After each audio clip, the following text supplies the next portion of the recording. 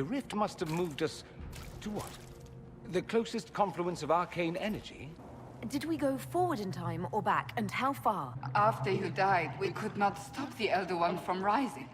Empress Celine was murdered. The army that swept in afterwards, it was a horde of demons. Can you reverse the process? You could return and obviate the events of the last year. It may not be too late. You're alive. The Elder One comes for me, for you, for us all. Though darkness closes, I am shielded by flame. You move, and we all die! Grand Enchanter, imagine how surprised I was to learn you'd given Redcliffe Castle away to a Tevinter Magister. King Alistair, we would be honored to have you fight as allies at the Inquisition's side.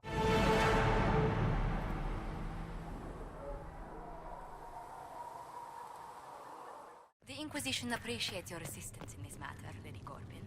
And my miners appreciate your business. You'll have your lyrium by the end of the week.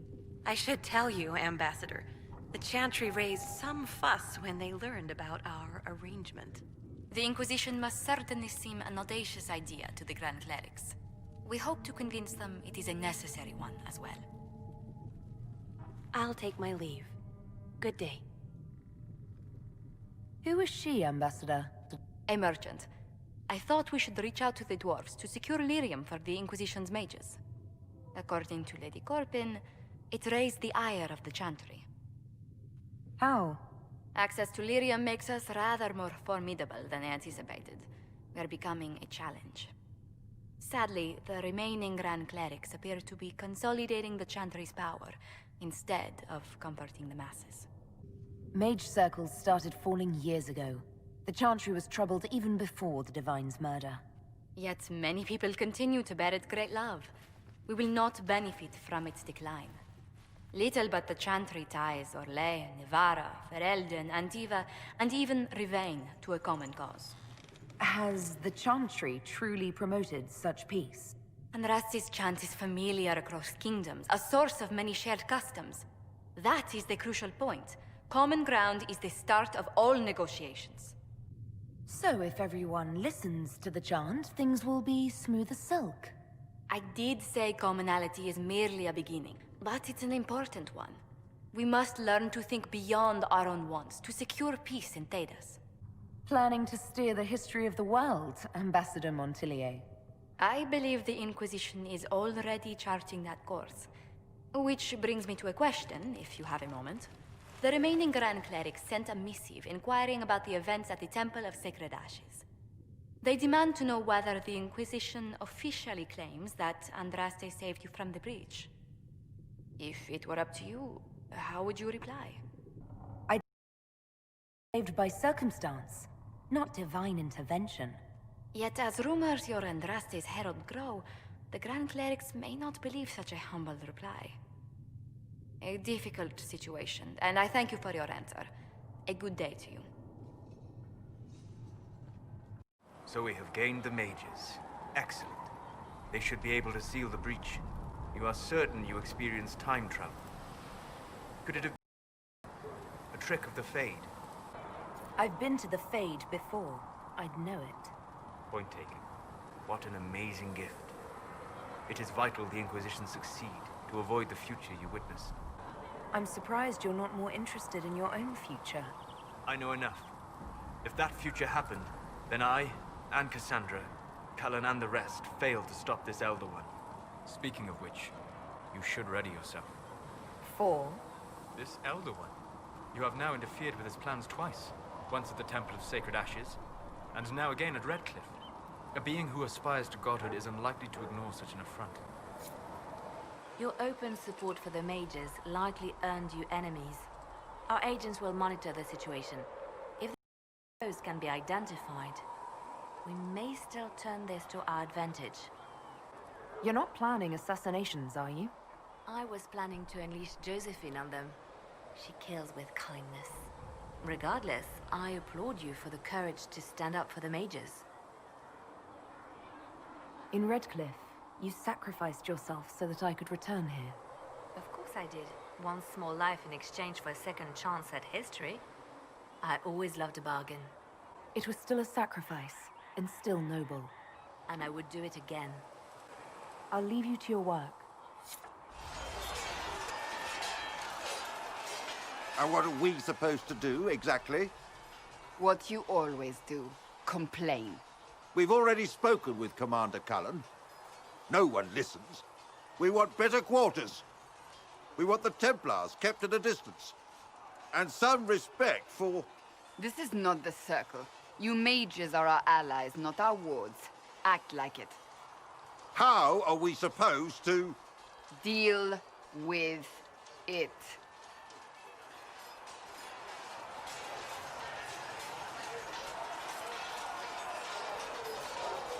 It never ends, evidently. Is there an issue with the mages? Can I help? The mages are here as equals. They need to get used to what that means. It is your doing, after all. You created this alliance. Well, I hope it works. What other choice do we have? Oh. I do sound like I'm blaming you, don't I? I don't disapprove. In fact, you did well. You made a decision when it needed to be made. And here we are. I wish I could say this was my doing.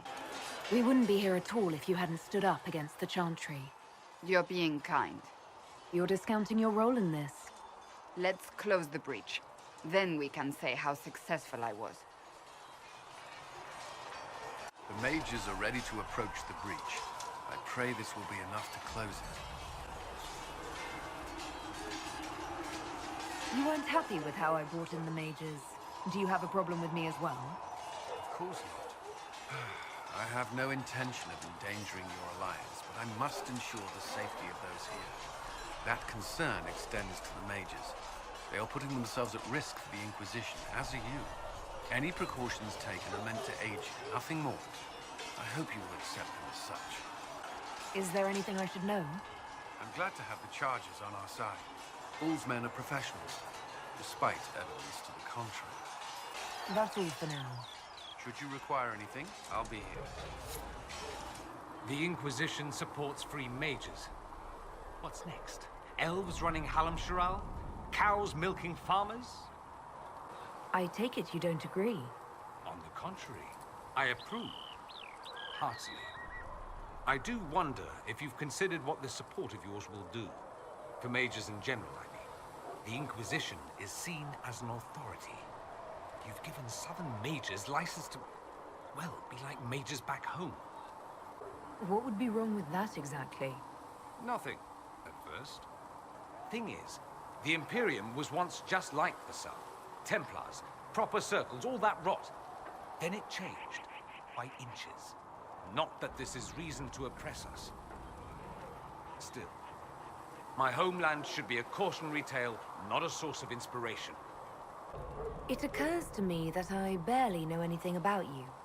Beyond my being a mage from Tevinter, you mean? Beyond that, yes. And beyond my being so charming and well-dressed, which is obvious to anyone. Some more than others. Some people have superior taste. Now, what was I talking about? Ah, yes, me. I am the scion of House Parvis, a product of generations of careful breeding and the repository of its hopes and dreams. Naturally, I despised it all. The lies, the scheming, the illusions of supremacy. That's Tevinter in a nutshell, isn't it? Needless to say, my family was not happy with my choices. What did you mean by generations of careful breeding? The great families of Tevinter don't have children. They refine traits, weed out the undesirable, and promote the rest. My mother was chosen for my father because magic runs strongly in her blood. Never mind that they loathed each other. They wanted a son who could become Archon to make House Parvis the envy of the Imperium. They got me. A cautionary tale that you should be careful what you wish for. Why would your family be upset with your choices? Because I rejected their idyllic plan. If they had their way, by now I'd be married to some unlucky girl from a powerful family. We'd live in luxurious despair, despising each other as I waited to take my father's place in the magisterium. I declined the honor, and thus it's best I'm far from home. Less of an embarrassment that way, you see? I'm getting the impression that you don't care much for your homeland. On the contrary, I care for my homeland a great deal. There's so much potential. Sadly, we squander it. We refuse to acknowledge how far we've fallen because pretending is easier. We pretend the Qunari can be beaten. We pretend that we're superior to everyone, even our own people. Not everyone feels that way. I don't. Sadly, we're the minority. It just seems... So much of what you say about the Imperium is entirely negative. It might sound that way. For all our faults, my people have many virtues. We are laden with history and culture. Tevinter is where Thedas truly began, remember? We treasure our past and preserve it.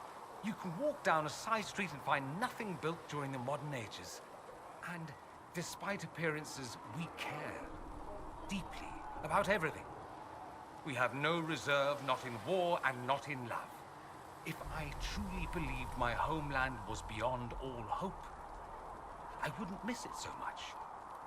Why remain with the Inquisition? Why not go back to Tevinter? I'm not exactly welcome back home.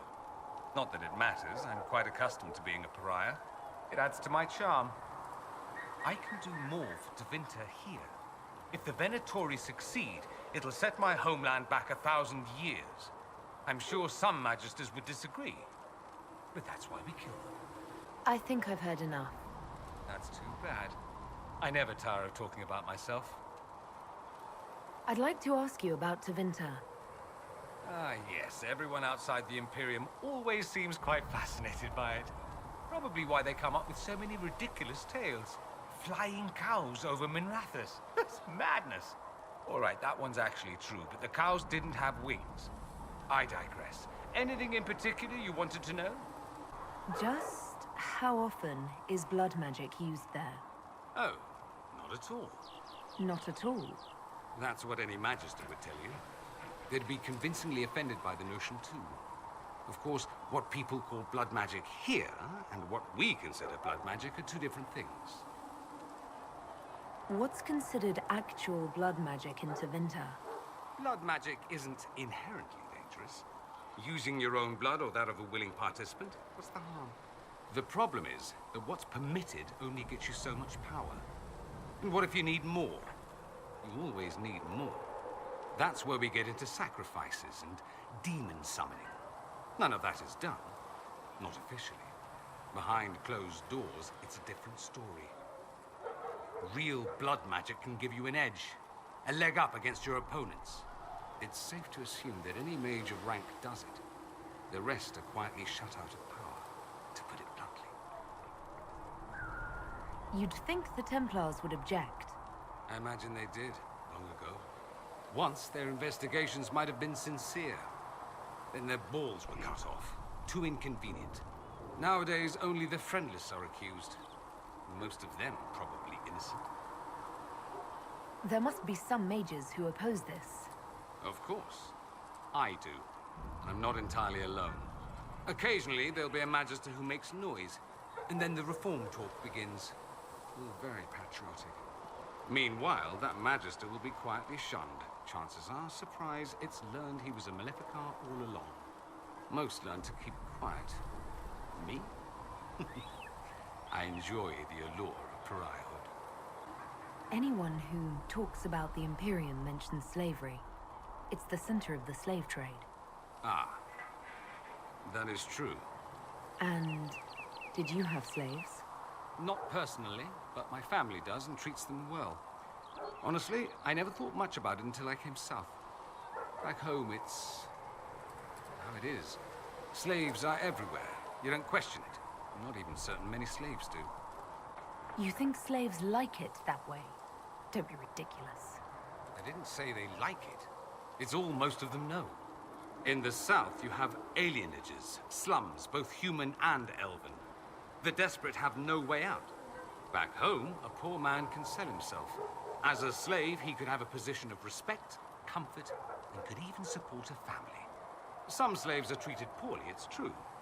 But do you honestly think inescapable poverty is better? Is that what you call it? Treated poorly?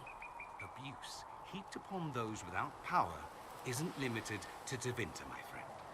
I don't know what it's like to be a slave, true. I never thought about it until I saw how different it was here. But I suspect you don't know either. Nor should you believe that every tale of Tevinter excess is the norm. It seems strange that an entire empire would be ruled by mages. Strange? Why are you less qualified to rule than some tart with a fancy crown? Actually, the fiction in the Imperium is that mages don't rule. The Magisterium rules. That magisters are all mages is considered a convenient technicality. What is the Magisterium, exactly? The upper house of the Imperial Senate, and the only part worth having a seat on. Those seats are split among the circles of Magi, the Chantry, and the major families. All mages now. It's odd that outside the Imperium, you use Magister like it applies to every Tevinter mage. If you're not a Magister, then what are you called? No special title? I'm an Altus, which is almost as good as a Magister, depending on who you ask.